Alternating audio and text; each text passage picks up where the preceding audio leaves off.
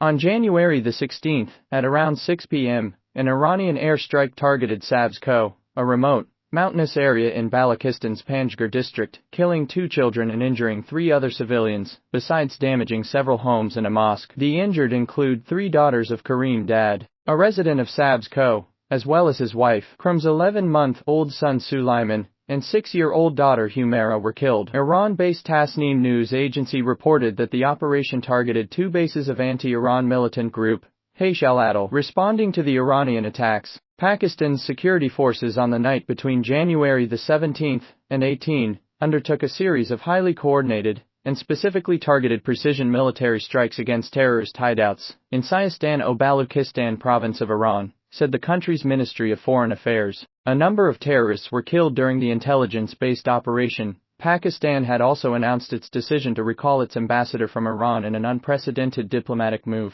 Pakistan has decided to recall its ambassador from Iran, and the Iranian ambassador to Pakistan, currently visiting Iran, may not return for the time being, said FO spokesperson Mumtaz Rabalik during a press briefing in Islamabad on Wednesday. The attack, Sabz-Koh, Green Mountain, a bordering town, is the hometown of Mullah Hashim, the former second-in-command of Haysh al-Adl, a successor to the extremist group, Jandallah, Soldiers of God. This group has carried out a spate of attacks on Iranian security forces in recent years. In the southeastern province of Sistan-o-Baluchistan, Mullah Hashim was killed by Iranian security forces in Sarawak, bordering Iran in 2018. In Sabz-Koh, where Iran launched the air strikes, residents initially suspected based on the noise and commotion that Pakistan's security forces may have been carrying out an operation. Only later did they learn from relatives abroad that it was an attack launched by Iran. This small, remote village is predominantly inhabited by people who migrated from the neighboring country many years ago. Approximately 50 families live here permanently, according to Shir Ahmad Shirin Narwi, a resident of Panjgur. Narwi, who runs the Farsi online channel, Halvash Good News, has many relatives in Sabz-Koh, located approximately 60 kilometers inside the Pakistani border, and spoke to this writer on Wednesday as his family and friends mourned their loss. Pakistan's response to this strike was unprecedented, given its scale and timing against the backdrop of a region in crisis, and occurring shortly after Iran launched similar strikes in Iraq and Syria earlier this week. But this is hardly the first air strike in Pakistan. There is, in fact, a history of mistrust between the two countries, which took an uglier turn with the emergence of Haysh al-Adl in 2012. History of strife. Since the 1979 Islamic Revolution, Tehran's harsh treatment of the Baloch has fueled Sunni radicalism in Sistan-o-Baluchistan. Even before the Iranian Revolution, ethnic Baloch from Iran migrated to Balochistan and Karachi, engaging in political activities against the Shah of Iran. Over time, the diaspora turned more religious, diminishing the once prominent factor of nationalism, seen as a challenge by Iran and Pakistan in the 1970s. This is why the King of Iran, Mohammad Reza Shah Pahlavi, fearing the Baloch insurgency's potential spread to the 1.2 million Baloch residing in eastern Iran, sent 30 Cobra gunships with Iranian pilots to assist Islamabad during the Baloch incursion in Pakistan from 1973 to 1977,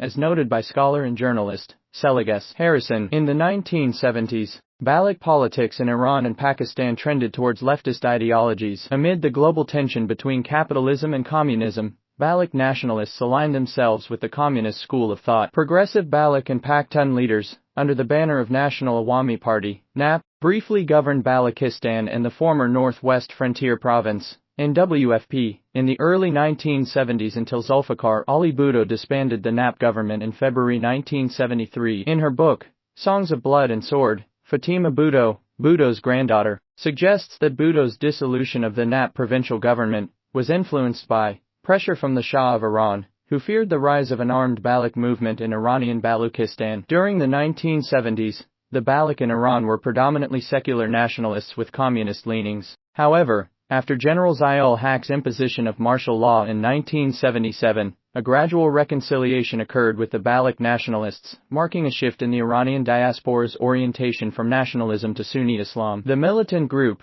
Sipah-e-Rasul Allah, Army of the Prophet of Allah, emerged in the 1990s under Mullah Bukh's Dar Action, an Iranian Baloch. This group was the first to organize cross-border incursions from Balochistan's Kek district into Iran's Sistan-o-Baluchistan. Malik found support from anti-Shia groups in Pakistan, significantly shaping the religious dimension of the Baloch resistance against Iran by framing his efforts as a jihad. In addition to his establishing the Sipa-e-Rasul Allah, he set up a camp for Sunni jihadists at the Kulahu compound. In the early 2000s, Maloch's death in 2006 led to his brother, Mullah Omar Irani, assuming the leadership of the Sipa-e-Rasul Allah and the compound. Motivated by the desire to avenge his brother, executed by Iran, Mullah Omar Irani continued the struggle. Umar's compound in Kulahu, Kek, situated 45 miles, 72 kilometers, east of the Iran border, was the target of the first Iranian missile strike on November 25, 2013. To build up the fight against Iran, Mullah Omar Irani merged his Sipa-e-Rasul Allah with Junjullah,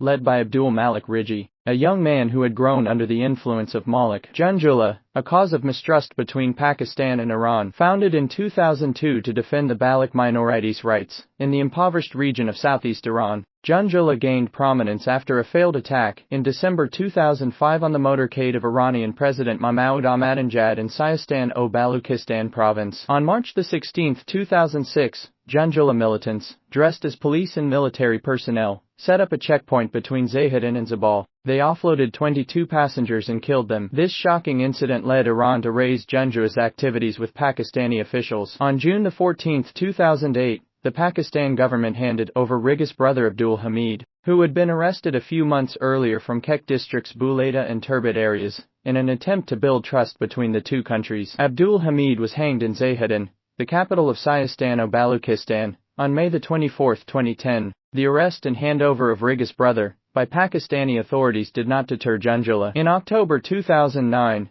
the group carried out a deadly bombing in Pishin, near Iran's frontier with Pakistan, killing 43 people, including 6 commanders of the Iranian Revolutionary Guards. For the first time, Iran openly blamed Pakistan and the West for supporting Junjullah and Abdul Malik Riji. In February 2010, Tehran successfully captured Abdul Malik Riji while he was on a flight from Dubai to Kyrgyzstan. Although he was hanged in June of that year, Junjullah continued its activities under the leadership of Alhaj Mohammad Dahir Baloch from February 2010 to 2011. Under Dahir, the group claimed responsibility for the July 2010 bombings that killed more than 20 members of the Shia community in a mosque in Iran's Zahedan, located in Sistan-o-Baluchistan. Similar attacks targeted multiple Shia Muslims in Chabahar in December 2010 and October 2012. Over time, Junjullah experienced a decline in strength. Around that time, the Turbet-based Mullah Omar Irani,